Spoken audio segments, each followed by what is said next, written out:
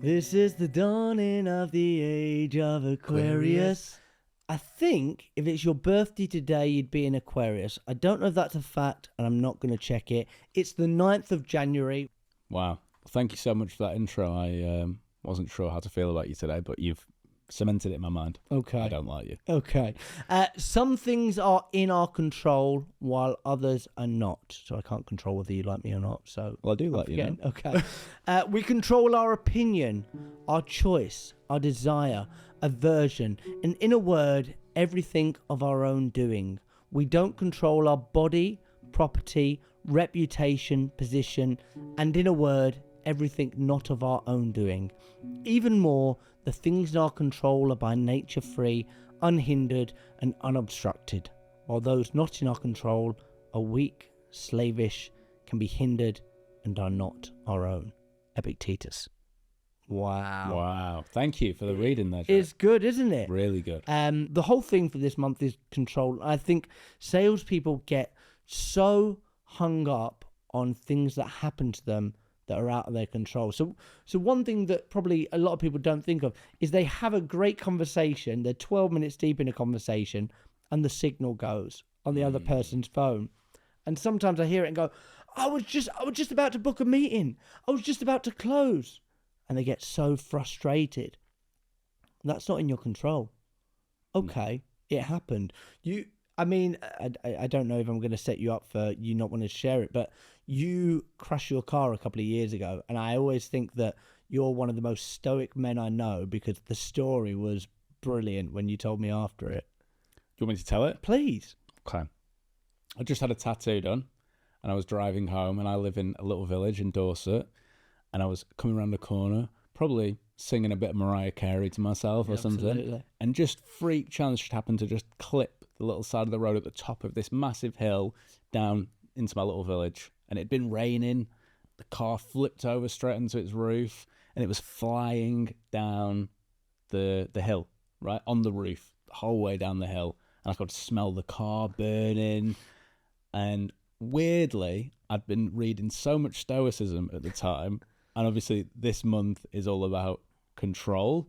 And what had happened was, as I was going down, my brain was just telling myself, well, it'll stop in a minute. The car will stop. I'll be fine. As soon as I got out of the car and looked at it, she's like, oh, well, let's get that sorted. And my wife actually thought there was some of a concussion.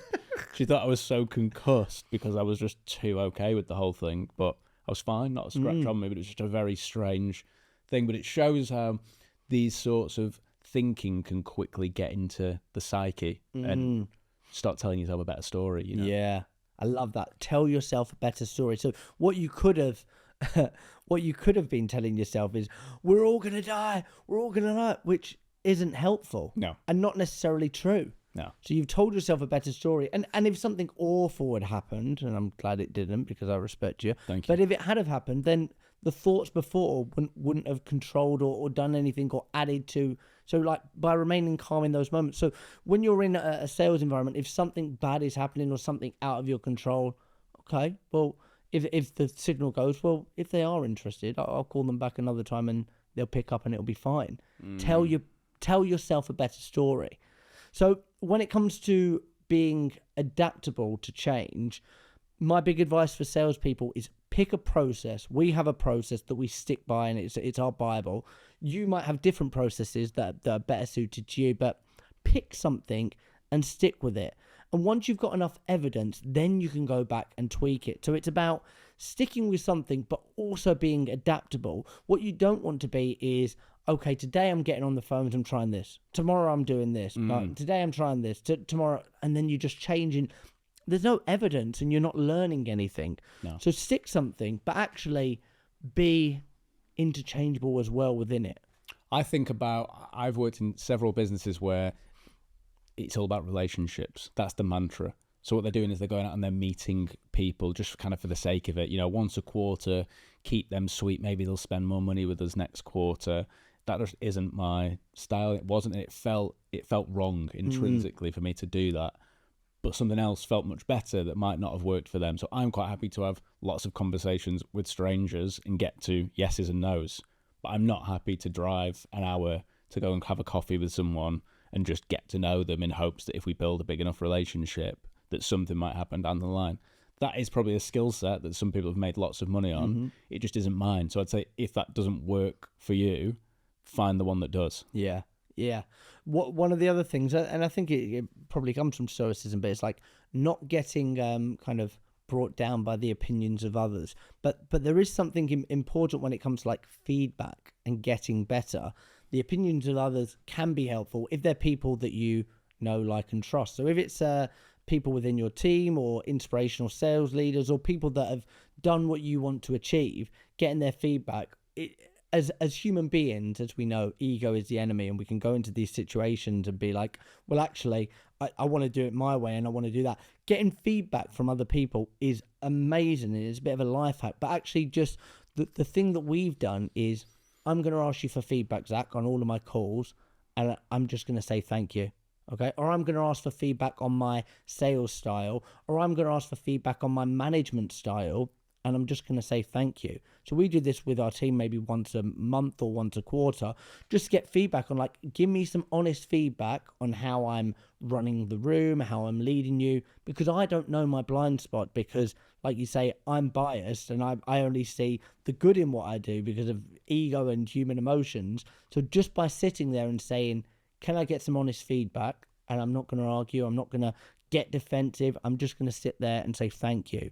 And then I'm going to reflect on that. Really good. Yeah, I did it the other day with my team.